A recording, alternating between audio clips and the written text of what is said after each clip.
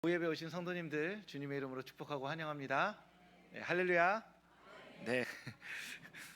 우리가 자주 쓰는 단어 중에 마음이라는 단어가 있죠. 아까 찬양에도 많이 나왔는데요. 마음이 무엇인지 어디에 있는지 구체적으로 정의 내리긴 어렵지만 우리 모두가 다 동의하는 바로는 우리 모두는 마음이 있다라고 여깁니다. 그래서 마음에 관한 말들을 많이 쓰죠. 그 중에서 마음을 주로 감정의 창고, 감정이 머문 곳으로 여기면서 많이 씁니다. 그래서 제가 언제 많이 쓰나 했더니 보통 불편한 감정을 표현할 때 이렇게 마음이라는 단어를 쓰는데요. 예를 들어 싫은 사람이 있습니다.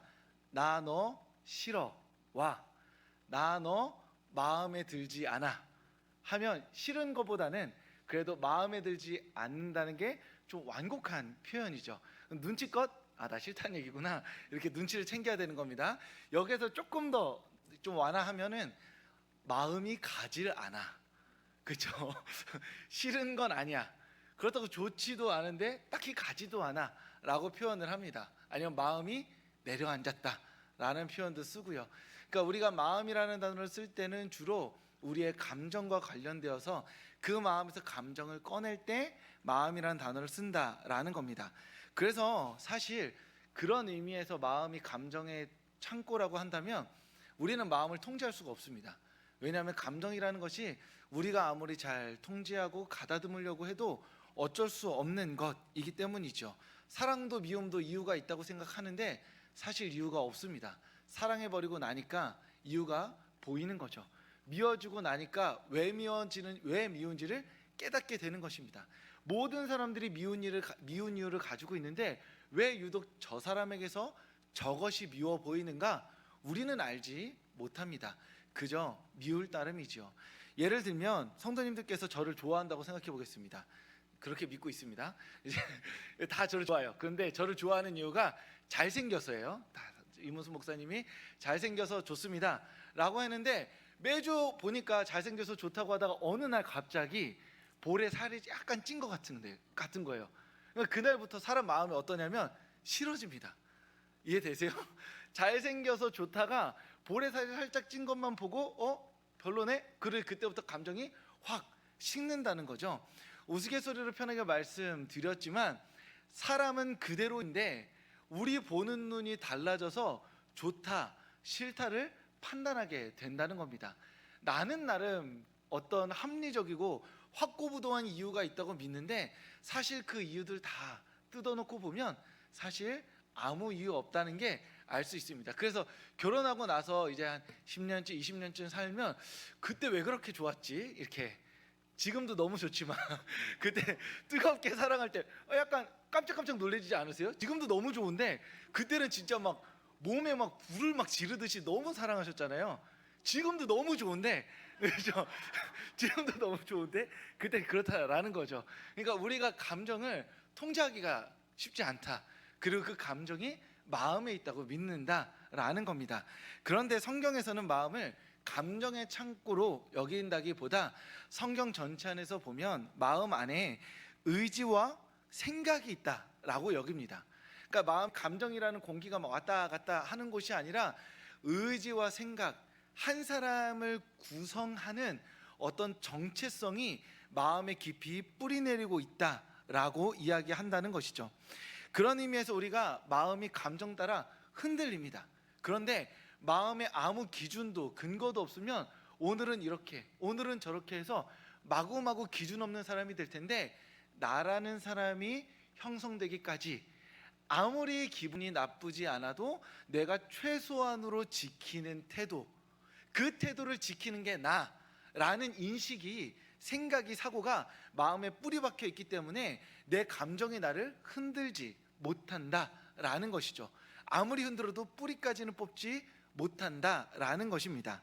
그래서 성경은 마음에 대해서 말하기를 지키라라는 것이죠. 감정은 지킬 수 없습니다.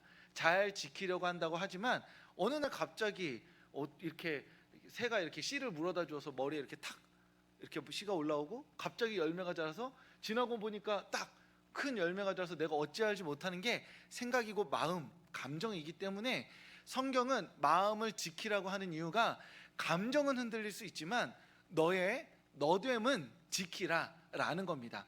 아무리 흔들리고 무너져도 마지막까지 이문순이라는 사람, 너라는 큰 나무를 견고히 지켜내어서 어떠한 상황과 환경 가운데서도 꼭 너만은 남아라 라는 것이 마음을 지키라 라는 이야기입니다.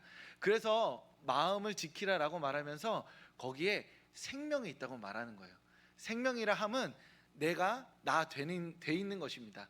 아주 쉽게 말하면 어떤 축구 선수가 30년을 축구를 했어요. 그러다가 은퇴를 하게 되면 뭐라 말하면, 은퇴하고 축구를 안 하면 나는 누구죠? 라고 묻게 된다는 것이죠. 일평생 나는 축구였고 축구는 나였습니다. 그런데 축구가 없어져 버리면 나를 잃어버리게 된다라는 것이죠. 그런 의미에서 마음에 생명이 있다는 겁니다. 이문순이라는 사람을 여러 가지가 구성하고 있는데 온갖 감정들이 흔들면서 이문순이라는 존재를 어떤 맥락에서는 목사라는 걸 뺄 수도 있고요, 한 가정의 가장이라는 걸 뺄 수도 있고요, 그리고 누군가의 친구라는 걸 뺄 수도 있습니다. 그렇게 온갖 것이 세상이 나를 막 아무리 빼간다고 하더라도 내가 끝까지 나를 지켜서 나로서 남아 있다면 나는 생명력 있는 존재로 끝까지 살아갈 수 있다라는 것이죠. 그런 의미에서 성경은 마음을 지켜라, 거기에 생명이 있다라고 말하는 것입니다. 그렇다면 우리가 마음을 지켜야 되는데 우리 마음 안에 있는 내가 누군지를 물어야 하겠죠. 오늘부터 갑자기 처음 보는 어떤 존재를, 내가 멋있고 부러워하는 어떤 사람을 비교하면서 그 사람처럼 되는 것이 아니라 어떠한 감정과 상황 가운데서도 꿋꿋하게 내 마음에 뿌리 내리는, 흔들리지 않는 진리와 같은 그런 나를 우리는 마음에 새겨 넣어야 합니다. 그리고 우리는, 이 자리에 모인 우리는 그것을 그리스도인이라 말하는 것이죠. 우리가 예수님을 주님으로 고백하는 순간 이문순이라는 사람 마음 깊은 곳에는 그리스도인이 뿌리 내리기 시작한 겁니다. 어떠한 감정, 어떠한 상황, 어떠한 환경이 몰아쳐도 이문순이 아닌 그 순간에도 저는 그리스도인으로 남아있기 위해서, 그리스도인으로서의 태도와 행동을 유지하기 위해서 끝까지 믿음으로 싸워야 하는 사람들이라는 것이죠. 내가 나의 체면을 지키는 사람이 아니라 그리스도인다움을 지키기 위해서 우리는 마음 지킴을 해야 한다라는 것입니다.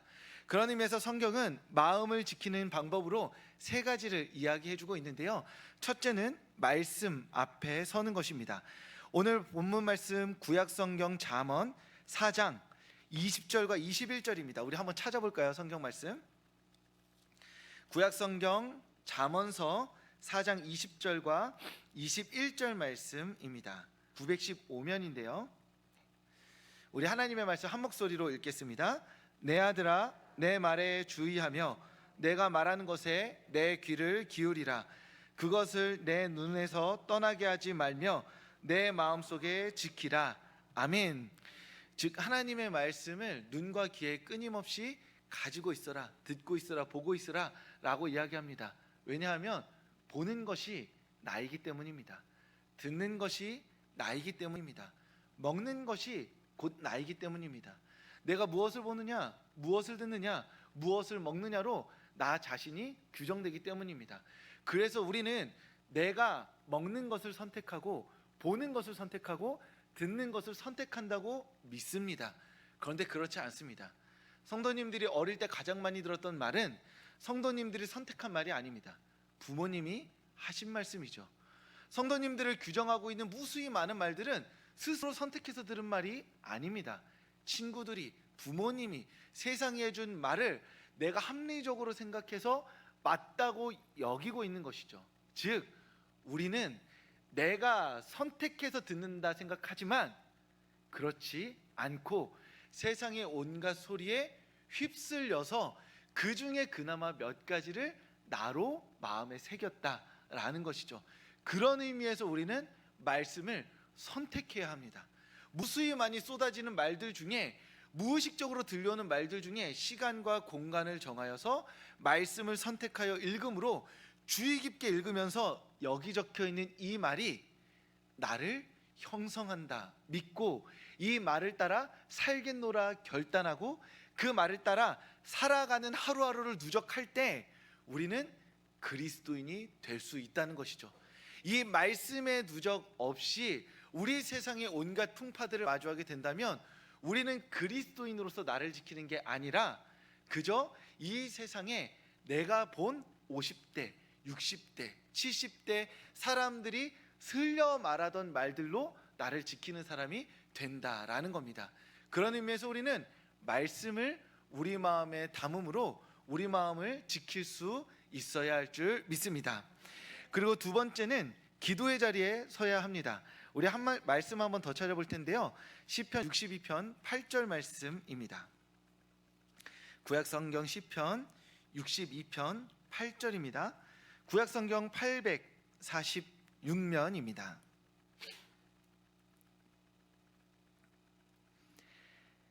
구약성경 시편 62편 8절 말씀입니다. 구약성경 846면인데요. 이 한 절 말씀 우리 한 목소리로 읽도록 하겠습니다.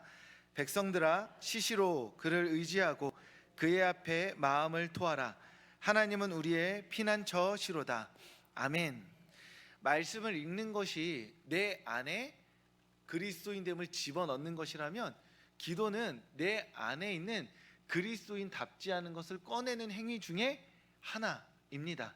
우리가 다 같이 이곳에서 통성으로 기도하자고 하면 솔직히 말하면은 마음속에 있는 그대로 기도를 못하죠. 누군가가 미울 때 우리가 기도의 언어는 이런 거죠. 하나님, 아무개가 참으로 밉습니다. 그런데 우리가 누군가를 미워할 때 이렇게 생각하지 않잖아요. 아, 이문순 정말 참으로 밉다 이런 생각 안 하시잖아요. 기도의 언어로 미워하지 않잖아요. 그런데 그렇게 정형화되고 기도의 언어로 무언가 포장된 말로 기도하는 게 아니라 혼자 골방에서 내 안에 있는 분노와 욕망과 이기심과 그 모든 어떤 지저분한 것들을 주님 앞에 시시때때로 쏟아내야 한다는 겁니다. 그것을 쏟아냄으로써 내가 나쁜 사람이 되는 게 아니에요. 왜냐? 하나님 앞에 쏟아내기 때문에 하나님이 그 마음들을 받으시고 우리 안에 하나님의 선한 마음을 채워주실 줄 믿기 때문입니다. 내가 기도의 자리에서 하나님, 아무개가 막 말로 할 수 없는 가나다라 이렇게 숫자 1, 2, 3, 4, 5, 6, 7, 8 이렇게 해가지고 18가지 이렇게 쫙 가서 이렇게 막 기도를 막 쏟아내고 나면 우리가 평소에 친구랑 뒷담화하면서 험한 말하고 뒤돌아서서 그 마음에 남는 여운과 기도하면서 하나님 앞에 쏟아내고 난 다음에 마음의 여운이 다르다는 것이죠. 왜냐하면 성령 하나님께서 그 부정의 마음들을 꺼내어내시고 우리의 마음 가운데 임하여 주셔서 거룩한 마음을 새롭게 창조하시기 때문입니다. 그런 의미에서 기도는 함께 모여 뜨겁게 기도하는 것도 분명 필요하지만 우리 각자가 누구도 내 소리를 듣지 않는 그 자리에서 은밀한 고백으로 주님께 드리는 그 기도 또한 반드시 필요합니다. 그러니 하나님 앞에 그리스도인으로서 마음을 지키기 위해서 우리 마음에 있으면 안 되는 것들을 홀로 있는 자리에 누구도 듣지 못하는 그 순간에 하나님께 꺼내어 기도함으로써 우리 안에 성령 하나님께서 거룩한 새 창조의 일들을 시작하시기를 바라고 간구하며 기도하는 성도님들 되시길 주님의 이름으로 축복합니다. 끝으로 세 번째, 감사하는 것입니다. 빌립보서 말씀에 보면 아무것도 염려하지 말고 감사함으로 하나님께 아뢰라 라고 이야기합니다. 이 행위가 매우 중요한 것이 무엇이냐 하면 말씀과 기도는 일상이 아닙니다. 이해되세요? 일상에서 구별된 시간이죠. 말씀을 읽기 위해 따로 떼어놓습니다. 우리는 말씀을 읽을 때 일상으로부터 약간 구별되어져서 무언가 하나님에게 몰입되는 시간이라는 경험을 하게 됩니다. 기도도 마찬가지이죠. 하지만 감사는 구별된 시간이 아니라 구별되지 않은 모든 시간을 바꾸는 적극적인 행위가 됩니다. 그래서 우리가 눈앞에 있는 일들, 우리가 마음 안에 있는 불안한 마음들과 걱정되는 마음들을 기도의 자리에서 쏟아놓지 못할 때 적극적으로 능동적으로 우리의 삶에 감사를 고백함으로 말미암아 일상 안에서 하나님께서 우리의 마음과 생각을 변화시켜 주시기를 간구하고 기도해야 한다는 것이죠. 우리가 하나님 앞에서 평생 기도하며 살아야지 해가지고 부정적인 마음, 나쁜 마음 들 때 갑자기 길 가다가 우리가 한 3-4명 같이 있는데 혼자 기도한다고. 아 그래, 이럴 땐 기도해야지. 목사님 기도하라고 하셨어. 그래서 갑자기 길 가다가 마음이 불편하다고, 하나님 감사합니다. 진짜 기분 나쁘고 힘들어요 지금. 그러시면 안 되겠습니다. 그 옆에서 대화하다 깜짝 놀라잖아요. 그러니까 기도의 순간은 따로 있는 것이고, 온갖 부정의 마음들이 우리에게 찾아올 때, 그리고 옆에 있는 사람들과의 관계 안에서 우리를 찌르고 꿰매는 말들이 쏟아질 때, 아 나는 근데 그렇게까지 생각하진 않아. 이 일 가운데서 나에게 분명 좋은 일이 있을 거야. 하나님께서 인도하시는 일이 있을 거야 라고 함께 있는 자리에서 선제적으로 하나님의 마음으로 말씀을 고백함으로써, 감사를 고백함으로써 나를 바꾸고 우리를 바꾸는 일이 된다라는 것입니다. 우리는 마음을 지켜야 합니다. 왜냐하면 마음에 생명이, 나다움이 있기 때문이죠. 그리고 우리의 나다움은 그리스도인인 것입니다. 그리스도인됨을 지키기 위해서 우리는 말씀을, 기도를, 감사를 선택해야 하는 사람들입니다. 너무나 뻔하고 익숙하고 당연한 말이지만 오늘 다시 이 말을 들음으로써 우리는 이 문을 열고 나갈 때 다시 한번 결단하는 것이죠. 주님, 말씀과 기도와 감사로 다시 시작하겠습니다. 이번 한 주 그 3가지들을 해냄으로써 하나님 앞에 새로운 사람으로, 새로운 삶으로 살아가는 내가 되게 하여 주시옵소서. 그렇게 간구하고 결단함으로써 하나님과 동행하는 새로운 삶을 꿈꾸시는 성도님들 되시길 주님의 이름으로 축복합니다.